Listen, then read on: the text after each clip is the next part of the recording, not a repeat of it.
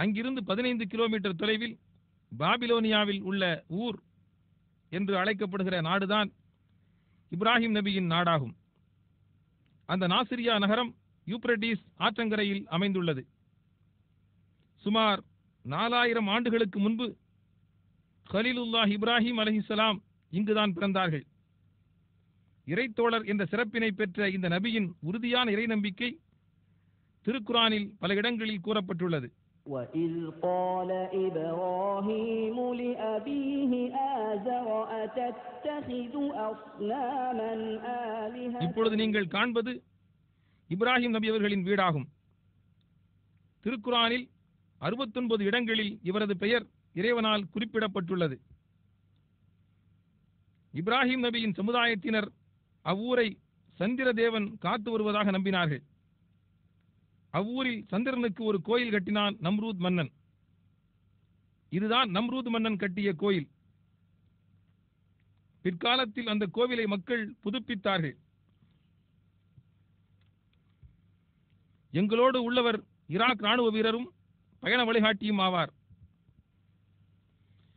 சுமார் 5000 தேவர்களையும் தேவிகளையும் சிலை வடிவில் வணங்கிக் கொண்டிருந்த தனது சமுதாயத்தினர் தம் தந்தை மற்றும் ஊர் நம்மு என்று அழைக்கப்பட்ட நம்ரூது மன்னனிடமும் சிலை வணக்கத்தின் பகுத்தறிவுக்கு பொருத்தமில்லாத நிலைகளை இப்ராஹிம் அலைஹிஸ்ஸலாம் எடுத்துக் கூறினார்.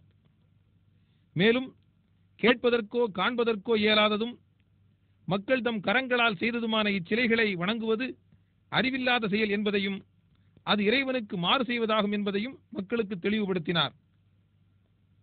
நம்ரூது மன்னனின் அரண்மனை அஸ்திவாரம் சுமார் 38 மீட்டர் நீளமும் அதே அளவு அகலமும் உள்ள இந்த அரண்மனையில் ஏறக்குறைய 30 அறைகள் இருந்தன. சிலைகள் உயிரற்றவை என்பதை நிரூபிப்பதற்கு இப்ராஹிம் நபி ஒரு தந்திரம் செய்தார்கள்.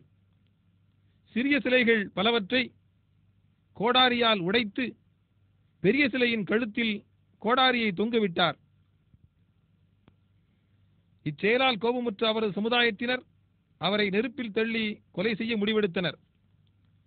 பிரபஞ்ச நாதனான அல்லாஹ்வை மட்டும்தான் வணங்க வேண்டும் என்ற உண்மையை வெளிப்படையாக அறிவித்த கண்ணியமிக்க அந்த இறை தூதர் சிறிதும் கருணையின்றி நெருப்பு குண்டத்தில் தூக்கி எறியப்பட்டார். ஆனால் எல்லாவற்றையும் எரிக்கும் ஆற்றல் உள்ள நெருப்பிற்கு அந்த ஆற்றல் இல்லாமல் போகும்படி அல்லாஹ் ஆணையிட்டான். சூரா அல் அன்பியா அத்தியாயம் 21 வசனம் 69. قُلْنَا يَا نَارُ كُونِي بَرْدًا وَسَلَامًا عَلَى إِبْرَاهِيمَ وَأَرَادُوا بِهِ كَيْدًا فَجَعَلْنَاهُمُ الْأَخْسَرِينَ. நெருப்பே, இப்ராஹிம் மீது நீ குளிர்ச்சியாகவும் சுகம் அளிக்கக்கூடியதாகவும் ஆகிவிடு என்று நாம் கூறினோம். وَكَذَلِكَ نُرِي إِبْرَاهِيمَ مَلَكُوتَ السَّمَاوَاتِ وَالْأَرْضِ وَلِيَكُونَ مِنَ الْمُوقِنِينَ.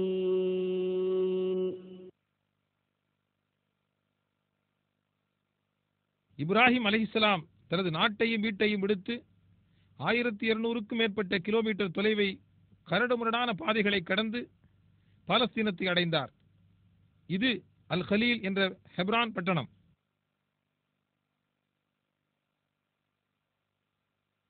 இப்ராஹிம் அலைஹிஸ்ஸலாமின் அடக்கஸ்தலம் அல் கலீல் என்ற இந்த பள்ளிவாசலுக்கு அருகில் தான் உள்ளது.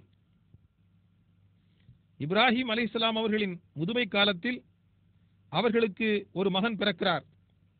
அந்த மகனையும் மனைவி ஹாஜராவையும் பாலஸ்தீனத்திலிருந்து 1500 கிலோமீட்டர் தூரத்தில் உள்ள அரேபியாவில் மக்கள் நடமாட்டமே இல்லாத மக்காவில் விட்டுவிட்டு திரும்பி வருமாறு அல்லாஹ் அவருக்கு கட்டளையிட்டான். வறட்சிமிக்க மக்காவின் பள்ளத்தாக்குகளில் அதிர்ச்சியோடு சஃபா மர்வா குன்றுகளுக்கு இடையில் தண்ணீரை தேடி தவித்து வாடி அங்கும் இங்கும் ஹாஜரா அலைந்தார். இந்த வரலாற்று நிகழ்ச்சியின் ஆவேச உணர்வால் எழுந்த நினைவை நிலைநாட்ட இன்றும் ஹஜ்ஜிலும் உம்ராவிலும் ஹாஜிமார்கள் அந்த இடத்தில் வேகமாக நடந்து வருகிறார்கள். வறட்சிமிக்க மனித நடமாட்டம் இல்லாத மக்காவில் தனியாக விட்டு சென்ற கைக்குழந்தை தாகத்தை தாங்க முடியாமல் கால்களை உதைத்து அழுதபோது அவ்விடத்தில் ஜம்சம் என்ற நீர் ஊற்று பீரிட்டு கிளம்பியது. கொடிய பாலைவனத்தில் இந்த அற்புத நீரூற்றில் 4000 வருடங்களுக்கு பிறகும் நிறையவே நீர் உள்ளது. லட்சோப லட்சம் மக்கள் பயன்படுத்தியும் வற்றாத இந்த அற்புத நீரூற்று கருணை மிகுந்த இறைவன் மக்காவாசிகளுக்கும் இறை விருந்தினர்களாக வரும் ஹாஜிகளுக்கும் ஏற்படுத்திய ஒரு பெரும் அருட்கொடையாகும். இப்ராஹிம் அலைஹிஸ்ஸலாம் அவர்கள் பாலைவனத்தில் விட்டு சென்ற கைக்குழந்தை வளர்ந்து நடக்கும் பருவத்தை அடைந்ததும் அவரது கைகளால் அச்சிறு குழந்தையை அறுத்து பலியிடும்படி இப்ராஹிம் அலைஹிஸ்ஸலாம் அவர்களுக்கு இறைவன் ஆணையிட்டான். இதனை நிறைவேற்றுவதற்கு இப்ராஹிம் அலைஹிஸ்ஸலாம் பாலஸ்தீனத்திலிருந்து மீண்டும் மக்காவுக்கு வந்தார். மகனுடன் மினாவுக்கு புறப்பட்ட இப்ராஹிம் அலைஹிஸ்ஸலாம் இந்த இடத்திற்கு வந்து சேர்ந்த பொழுது ஷைத்தான் அசரீரியாக அவரை அச்செயலிலிருந்தும் தடுத்து திசை திருப்ப முயற்சி செய்தான். அந்த அசரீரியின் ஓசை கேட்ட இடத்தை நோக்கி இப்ராஹிம் அலைஹிஸ்ஸலாம் அவர்கள் கல்லெடுத்து அடித்த இடம்தான் இது. எம்பெருமானார் முஹம்மது ஸல்லல்லாஹு அலைஹி வஸல்லம் அவர்களின் கட்டளைக்கு இணங்க செய்யக்கூடிய ஹஜ்ஜில் அதே இடத்தில் கல்லால் அடிக்கும் பொழுது சகலவிதமான தீய சக்திகளையும் தீமைகளையும் எதிர்க்கக்கூடிய நம்பிக்கையும் உற்சாகமும் நம் உள்ளத்தில் ஏற்படாவிட்டால் அந்த ஹஜ்ஜு ஆத்மா இல்லாத சடங்கு மட்டுமாகிவிடும். ஷைத்தானை அடிப்பதற்காக எரியப்படும் கற்கள் இந்த வட்டத்திற்குள் விழுந்தால் போதுமானது. அவை தூண்களில் பட வேண்டும் என்கிற அவசியமில்லை. அல்லாஹு அக்பர், அதாவது அல்லாஹ் மிகப்பெரியவன் என்று குரல் எழுப்பி வலியுறுத்தி கற்களை எறிய வேண்டும். மினாவில் கல்லெறியும் பொழுது ஹாஜிகள் தங்களுக்கு எல்லாவற்றையும் விட இறைவனின் பொருத்தம்தான் மிகப்பெரியது என்ற உறுதிமொழியைத்தான் கூறுகிறார்கள். இப்ராஹிம் அலைஹிஸ்ஸலாம் அவர்கள் தம் மகனை அறுப்பதற்காக தரையில் படுக்க வைக்கிறார். அப்பொழுது இறைவன் கூறினான், வேண்டாம் இப்ராஹிம், நீர் என் கட்டளை நிறைவேற்றிவிட்டீர். உம் மகனுக்கு பதிலாக ஒரு ஆட்டை அறுப்பீராக. அல்லாஹ்வின் திருப்பொருத்தத்தை அடைவதற்காக எதையும் தியாகம் செய்வதற்குள்ள மனப்பான்மையை உருவாக்குவதுதான் இந்த திருப்பலியின் நோக்கமாகும். இப்ராஹிம் அலைஹிஸ்ஸலாம் அவர்களின் மகன் இஸ்மாயில் அலைஹிஸ்ஸலாம் அவர்கள் வளர்ந்து வாலிப வயதை அடைந்ததும் அவர்கள் இருவருக்கும் காபாவை அதன் பழமையான அஸ்திவாரத்தில் இருந்து எழுப்பும்படி அல்லாஹ் கட்டளையிட்டான். உலக முஸ்லிம்களின் ஆன்மீக மையமாய் திகழும் இந்த இறை இல்லத்தை வலம் வருவது ஹஜ்ஜிலும் உம்ராவிலும் கடமையான செயலாகும். அலாஸ்கா முதல் ஃபிஜி தீவுகள் வரை விரிந்து பறந்து வியாபித்த விசாலமான இவ்வுலகத்தின் சுமார் 200 நாடுகளில் இருந்து பல லட்சக்கணக்கான மக்கள் ஹஜ்ஜை நிறைவேற்றுவதற்கு இந்த புனிதமான இறை இல்லத்தை நோக்கி வருகிறார்கள். மொழி, தேசம், நிறம், ஜாதி என்னும் வேறுபாடுகள் இல்லாமல் மஸ்ஜிதுல் ஹராம் என்ற இந்த இறை இல்லத்தில் தோளோடு தோள் சேர நின்று தொழக்கூடிய ஹாஜிகளைத்தான் நாம் பார்க்கிறோம்.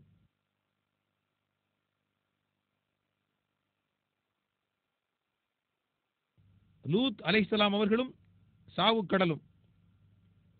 இது ஜோர்டான் நாட்டின் தலைநகரம் அம்மான். இங்கிருந்து 55 கிலோமீட்டர் தொலைவில் தான் சாக்கடல் உள்ளது. இப்ராஹிம் அலைஹிஸ்ஸலாமுடைய சகோதரனின் மகன் லூத் அலைஹிஸ்ஸலாம் அவர்கள் பாலஸ்தீன நாட்டின் கிழக்கு பகுதிக்கு அல்லாஹ் நபியாக அனுப்பினான். அதில் சதோம் என்பது மிகவும் முக்கியமான நகரமாகும். 4000 வருடங்களுக்கு முன்பு ஓரின புணர்ச்சியில் ஈடுபட்ட தமது சமுதாயத்தவரிடம் அந்த மானக்கேடான செயலை விட்டுவிட லூத் அலைஹிஸ்ஸலாம் அவர்கள் கட்டளையிட்டார். ஆனால் அச்சமுதாயத்தினரோ இந்த தீய செயலை விட்டுவிடாமல் மிகவும் பகிரங்கமாக தொடர்ந்து செய்து வந்தனர். மேலும் அவர்கள் பொதுமக்களிடம் கொள்ளையடித்தும் அநியாயம் செய்து வந்தார்கள். பாவகரமான இச்செயல்களில் மூழ்கி கிடந்த தமது சமுதாயத்தினரை தூய்மைப்படுத்தி இறை தண்டனையிலிருந்து காப்பாற்ற முயற்சி செய்தார். ஆனால் அவர்கள் அவரது மனைவியை தவிர மற்றவர்களிடம் மட்டுமே அவரது கட்டளையை ஏற்றுக்கொண்டனர். அந்நாட்டை அழிப்பதற்கு மனித உருவத்தில் அல்லாஹ் அனுப்பி வைத்த மலக்குகளை அச்சமுதாயத்தினர் இப்பாவச் செயலில் ஈடுபடுத்த ஓடி வந்தனர். லூத் அலைஹிஸ்ஸலாம் அவர்களையும் அவரது மனைவியை தவிர மற்றுமுள்ள அவரது குடும்பத்தினரையும் அவ்வூரை விட்டு வெளியேற்றும்படி மலக்குகள் வழியாக அல்லாஹ் ஆணையிட்டான். அதற்கு பின் நிகழ்ந்த நிகழ்ச்சியை திருக்குர்ஆன் கூறுகிறது. சூரா ஹூத் அத்தியாயம் 11 வசனம் 82.